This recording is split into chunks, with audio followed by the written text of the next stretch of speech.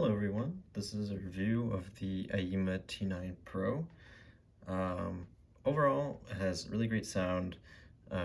It's in a nice compact size, but it's quite powerful, and I think that it has some really nice extra features, and also looks pretty awesome as well. So first I wanted to address just the sound. I'm not really an expert at describing sound, but I'll do my best. I find out of the box it is quite clean and balanced, with some nice detail.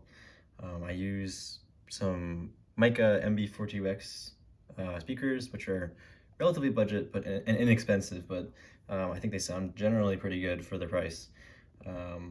But I find that the T9 Pro, kind of like the Aiyima A07, doesn't really change the sound signature too much.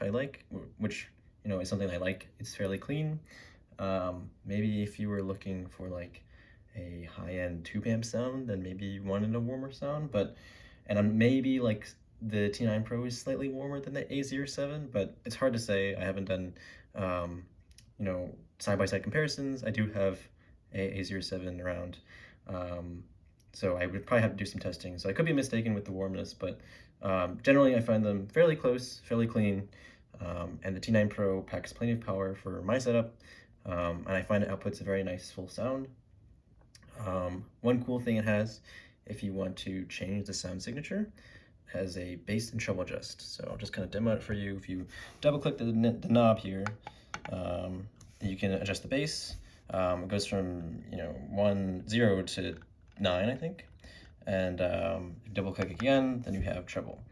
I find this really convenient. It's very simple to do, and I find software EQ to be kind of finicky at times because it's not always consistent, so it's nice to have it built into the amp. I actually kind of missed this feature when I switched from a really old cheap amp to the A07, so it's kind of nice that I have the feature again now. At times I find my mic is kind of boring, so this is also a really nice feature to kind of make it more V-shaped and more fun when I'm in the mood. So what I'm going to do is I'm going to quickly demo 20 to 30 seconds of a song, playing God Prolifia, just to give you some impressions, and also with my adjustments to the sound with bass and treble. Turn it up.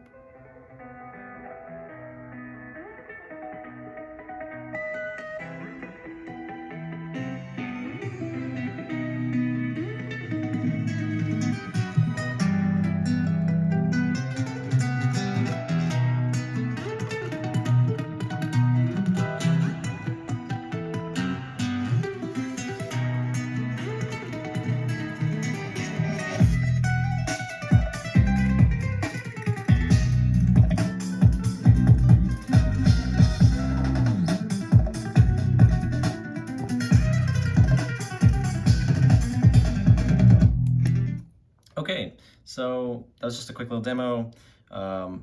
Maybe it's a little hard to tell through the video, but I generally like adding a bit of that bump to the low end with the bass.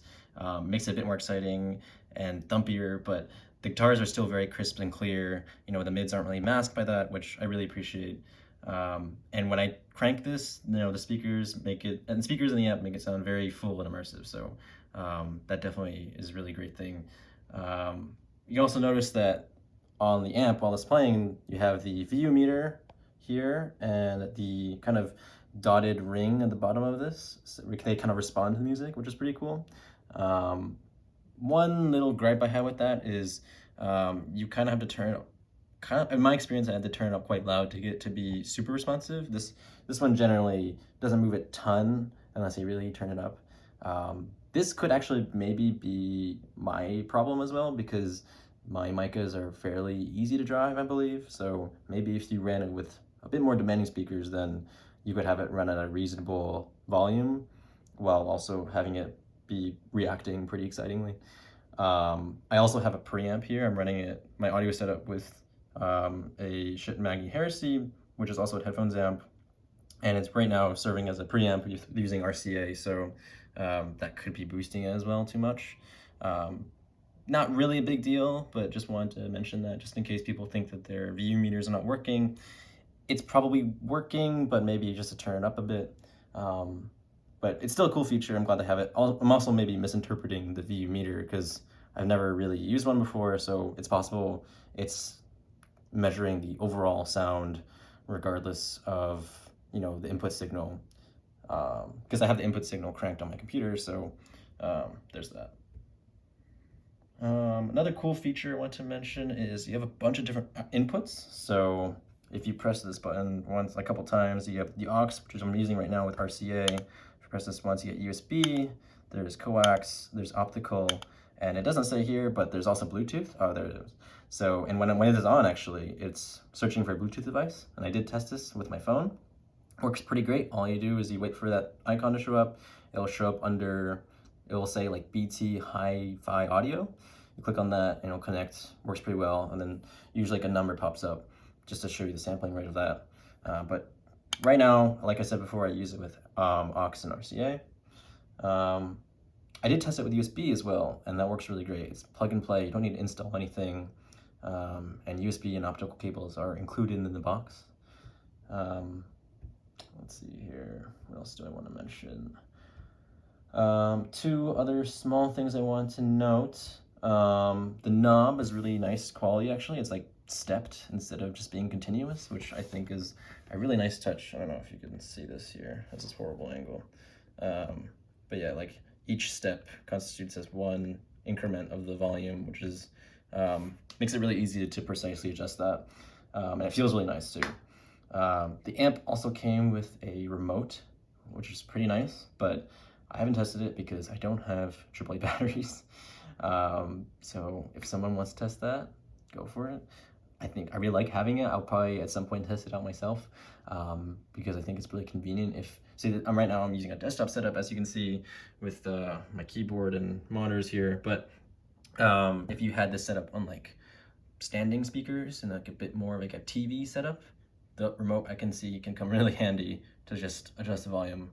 So yeah, I'm glad they included that. One question you might have is how it compares to the T9, the non-Pro. I personally don't have any experience with the T9, but I did look at some of the reviews and feedback. I think it seems like it's a generally well-liked device overall, but people complain about a clicking noise that appears when you stop an input or change signal or something like that. That's what I've heard. I haven't used it.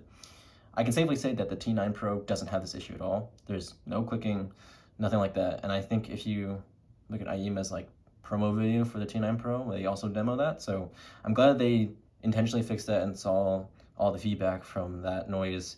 I can definitely see why that would be annoying. So I'm happy to say the T9 Pro has nothing like that. Another question you might have is maybe how this compares with the Aiyima A07. I do have that device. I find both to be entirely capable devices. I think it really depends on which one, depends on what you're interested in. The A07 is a really powerful no-frills amp at a really great price as well. So if all you need is something that's just something simple, something that just drives your speakers and that's all you want, definitely can still recommend the A07. However, I think the T9 Pro has some really nice added bonus features. You know, the Bluetooth, the USB inputs, the bass and treble adjust also looks like way cooler, and is also much more compact actually. It's shorter, it's like a little taller than the A07, but it's shorter and so generally has a smaller footprint. So I find this compactness to be particularly nice, especially since my desk is quite small. So if you're using this for a desktop PC usage in somewhat like a dorm setting or a private office, I think this could be pretty nice for that. And I think if you own an A07 already, you can connect them together, but I haven't tried that. Okay, last couple things. Also want to mention one other small gripe to mention. It does get a bit hot. However, that might just be the nature of tube amps, so I doubt it's Aiyimi's fault at all. But the only reason I mention this is if you have like really small children, I would maybe be careful with them around it. Although generally I would say you want to make sure small children aren't around your desktop space anyway. It's not really a problem for most people, I don't think. It's not like it gets scary hot or anything, but you do want to be careful around the tubes and stuff, and it gets warmer than my other devices. So, you know, just take care of your device and make sure that it gets to cool down sometimes, but not really a problem at all, but just want to point this out. But yeah, overall, it's a great sounding amp and a really nice compact package, and it has some features that I really appreciate. So if you're looking for something that's surprisingly powerful, but also, having those features that you're interested in, like Bluetooth maybe, or, if you're interested in the aesthetic or interested in the adjustments, or maybe you just want to dip your toes in a budget tube amp, I can definitely safely recommend the T9 Pro, especially if you're maybe interested in the T9. I would say the T9 Pro is looking like pretty much better than T9 in all aspects. So yeah, that's pretty much it. Thanks for watching, and yeah.